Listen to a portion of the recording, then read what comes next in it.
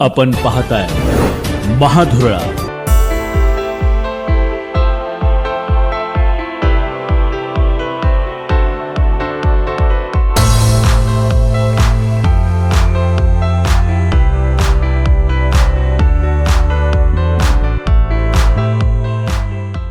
आज या राज्यामध्ये अनेक जिल्हे आहेत की ज्या ठिकाणी दुग्ध व्यवसाय चालत नाही।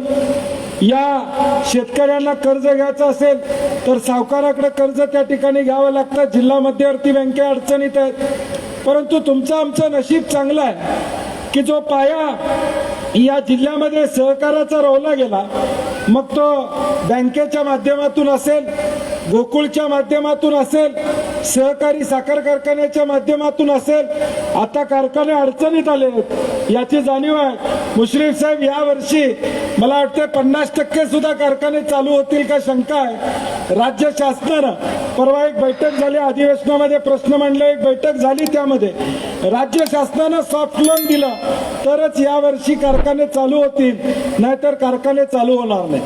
कारण की साखर उत्पादनाचा खर्च आणि साखरेची MSP यामधली तफावत बघता आज कारखानदारी फक्त चालू आहे ती जिल्हा मध्यवर्ती बँकेच्या सहकार्यामुळे चालू आहे, हे आम्हाला नम्रपणे या ठिकाणी सांगायला लागतं। आम्ही जर मुश्रीफ साहेब असतील, आम्ही असो, जिल्हा मध्यवर्ती बँकेतून धाडसी निर्णय घेतले नसते तर या जिल्ह्यामधले देखील कारखाने प्रचंड अडचणीत आले असते।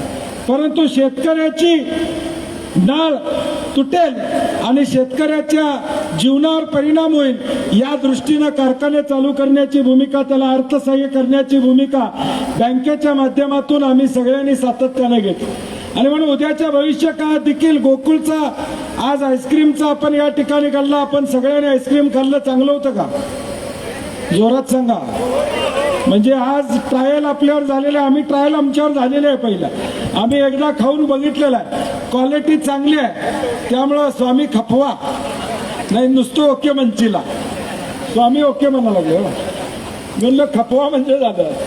त्यामुळं हे बाय प्रोडक्ट आमचे, कारण की गोकुळ नाव हे एवढं मोठं आहे जगाच्या पाठीवर। मला परवा दुबईमधनं फोन आला की दररोज किती लिटर पाहिजे? 1 लाख लिटर दररोज पाहिजे दूध। म्हणलं आम्हालाच कमी पडते, तुम्हाला कसं देणार? म्हणले दररोज 1 लिटर द्या, खरं गोकुळचंच पाहिजे म्हणजे दुसरं कुठलं आम्हाला नको, गोकुळचंच पाहिजे। 1 लाख लिटर दूध आम्ही घ्यायला तयार आहे। 2 रुपये चढ तुम्ही मुंबईपेक्षा 2 रुपये चढ द्यायला आम्ही तयार आहोत। आमचं आम्ही दूध घेऊन जातो, परंतु आपण दूध देऊ शकत नाही, एवढी आपली अवस्था या ठिकाणी। हे सांगण्यामागचा उद्देश काय की अजून आपल्या दुधाला प्रचंड असं मार्केट आहे। उद्याची दूध दरवाढ काय होईल सांगता येत नाही। आज आम्ही 14 रुपये आणि 10 रुपये म्हशीला आणि गाईला देण्याचं काम केलेलं आहे। उद्याच्या भविष्य काळात देखील वाढवण्याची संकल्पना निश्चितपणे आमची या ठिकाणी असणार आहे। चंद्रदीप नरके म्हणले तसं कारभार गेल्या 5 वर्षातला हा चोख करण्याची भूमिका आम्ही घेतली। श्रीकृष्णासारखं कर्म करत राहणे, फळाची अपेक्षा न करणे, या पद्धतीचं काम आम्ही या ठिकाणी केलं। आता मंदिरात जाऊन आलो, तिथं कर्म जैसे महाफलेषु, म्हणून म्हटलं कर्म करत राहणे। राजेश पाटील आणि आम्ही दोघंही कर्म करत राहणार आहे, आम्ही दोघं एकत्र दर्शनाला गेलो। फळ आता 17 तारखेला तुम्हाला मिळते का राजेश बघायचं। त्यामुळं कर्म भांडण अहो त्यांना हे सहकार्य करायला लागलं, त्यांनी नाही ऐकलं बाजूच्या, तर मी आहे म्हणून सांगितले परवा तुम्हाला। त्यामुळं कर्म करत राहणे, तसं आम्ही गेले 5 वर्ष कर्म करण्याचं काम या ठिकाणी केलेलं आहे की या गोकुळमध्ये जे जे चांगलं करता येईल ते करण्याचा प्रयत्न प्रामुख्यानं आम्ही सगळ्या मंडळींनी सातत्यानं या ठिकाणी केला। 5 वर्षापूर्वी सत्तांतर झाल्यानंतर नवी मुंबई वाशी जागा खरेदी आम्ही केली आणि आश्चर्य वाटेल की जवळजवळ 12 कोटी रुपये वर्षाला पॅकिंगचा खर्च वाचला आमचा। 12 कोटी रुपये हे सभासदांचे वाचवायचं काम त्या ठिकाणी झालं।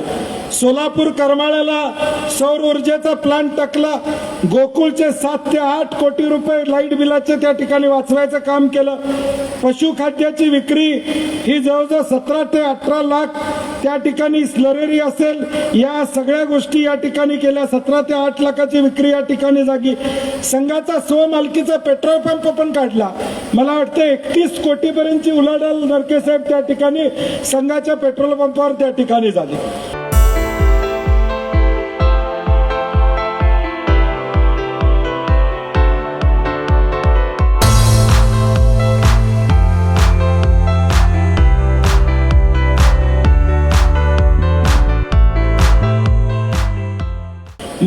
वाशीमध्ये आता दही प्रकल्प आपण चालू करा. पूर्वी दही आपण बाहेर करत होतो. 5 वर्षापूर्वी दही हे बाहेरून केलं जात होतं, परंतु आता दही आपण या ठिकाणी करतो.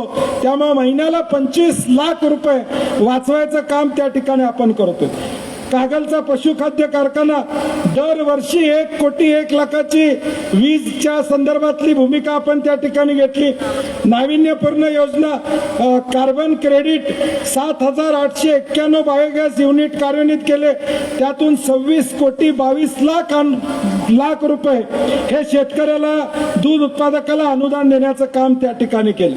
भेसळ दूध तपासणीची यंत्रणा या ठिकाणी केली. जुनी दूध तपासणी मिल्को टेस्टर, मिल्क अनालायझर या सगळ्या गोष्टी बदलून बायबॅक पद्धतीने नवीन मशिनरी देण्याची भूमिका या ठिकाणी घेतली. नवीन उत्पादनं ज्याचा उल्लेख आम्ही केला की गोकुळ बासुंदी, फ्लेवर्ड मिल्क, कोल्हापुरी पेढा. परवा मला कोणतरी भेटायला आलं. मी मागच्या भाषणात सांगितलं होतं आम्हाला भेटायला आलं की गोकुळचाच पेढा घेऊन येत जा. मला त्याने सांगितलं साहेब गोकुळचा पेढा आहे, काय तर काम झालं होतं म्हणून भेटायला आलं. म्हणजे उद्देश काय की नेतृत्व करणाऱ्यांनी पण या ठिकाणी केलं पाहिजे. मी मगाशी MD विचारलं, पोरग्याचं लग्न आहे, ज्यांना जेवणाचं कॉन्ट्रॅक्ट दिलेलं आहे त्यांना सांगितलं बासुंदी गोकुळचीच घ्यायची. मी म्हणलं माझं 12 लाखाचा चेक डायरेक्ट मी गोकुळला देणार आहे, नाही तर आणि बाळासाहेब म्हणतील पैसे मिळाले का नाही. त्यामुळं मी त्या केटररनं सांगितलं की बासुंदी गोकुळचीच घ्यावी लागेल तुम्हाला, माझी आट आहे म्हणलं. कारण की आम्ही ज्या संघाचं नेतृत्व करतो तिथले प्रोडक्ट्स आम्ही या ठिकाणी घेतले पाहिजे. उद्या आता आईस्क्रीम आम्ही काढलेलं, आपण देखील सगळीकडं सभासद म्हणून ज्यावेळी घरात पाहुणे येतील, कोण येतील, तर गोकुळचं आईस्क्रीम या ठिकाणी असलं पाहिजे, ही भूमिका आपण घेतली पाहिजे. चीज आपण काढलं, गुलाबजामुन या ठिकाणी केलेला आहे. गोकुळ शक्ती, तोंड दूध, पेढा, फ्लेवर्ड मिल्क हे मुंबई आणि पुण्यामध्ये या ठिकाणी आणलं. सिद्धिविनायक मंदिरला मला वाटतं डोंगळे साहेब 280 मेट्रिक टन तूप आपण या ठिकाणी दिलं. सिद्धिविनायक मंदिराला एक पुण्याईच्या माध्यमातून म्हणजे विकतच विक्री केली आपण, परंतु 280 टन या ठिकाणी सिद्धिविनायकच्या प्रसादामध्ये गोकुळचं तूप या ठिकाणी वापरलं गेलं. पुण्यामध्ये D-Mart मध्ये गोकुळच्या सगळे प्रोडक्ट्स आपण या ठिकाणी ठेवले, ज्याचा उल्लेख चेअरमननी केला की 2,25,000 लिटरनं वार्षिक संकलन आपलं वाढलं. आज आपण ज्यावेळी गोकुळची सत्ता या ठिकाणी घेतली त्यानंतरचा टप्पा बघितला तर 20 लाख लिटरचा टप्पा गाठायचं काम प्रामुख्याने आपण या ठिकाणी केलं. हर्बल पशुपूरक प्रकल्प आपण या ठिकाणी केला. 1 कोटी 30 लाखाची औषधं मोफत या ठिकाणी देण्याचं काम या ठिकाणी केलं. महालक्ष्मी पशुखाद्य दरामध्ये 50 रुपयाचं अनुदान या ठिकाणी दिलं. आणि ज्याचा सगळ्यात महत्वाचा विषय होता, या 5 वर्षापूर्वी आम्ही जाहीर केलं होतं की बदल झाला तर चंद्रकांत नरके असतील, राजेश पाटील असतील, मुश्रीफ साहेब असतील, KP साहेब असतील, आम्ही सगळेजण आल्यानंतर कमीत कमी 2 रुपयाची वाढ देऊ, परंतु 2 रुपयापेक्षा 14 रुपये वाढवायचं काम प्रामुख्याने या 5 वर्षामध्ये या ठिकाणी म्हशीला आणि गाईला 10 रुपये देण्याचं काम आपण केलं. म्हस खरेदीसाठी 50,000 रुपयाचं अनुदान देण्याची भूमिका, इमारत अनुदान 8 ते 10,000 रुपये वाढवायचं काम केलं. सचिवांचं कमिशन वाढवायची भूमिका या ठिकाणी घेतली. अशा अनेक गोष्टी या गेल्या 5 वर्षामध्ये प्रामुख्याने या ठिकाणी केल्या. कुठलीही टीका नाही, परंतु मागच्या 5 वर्षात काय केलं तुम्हाला सांगायला पाहिजे का नको. आता शेवटची सभा आहे होय. 17 तारखेला कोर्टात निकाल आहे. 17 तारखेला कळेल निवडणुका कधी लागतात, आता होणार का पावसाळ्यानंतर होणार, सरकारच्या हातात आहे. कारण की शेवटी आता सरकार म्हणाल तसं घडते ना. मग आता पावसाळ्याच्या आधी लागणार का नंतर लागणार. मी म्हणलं तारीख जरा 17 झाली बरं झालं म्हणलं. पोरग्याचं लगीन 24ला आहे, त्यानंतर पुढे झालं तर बरं होईल.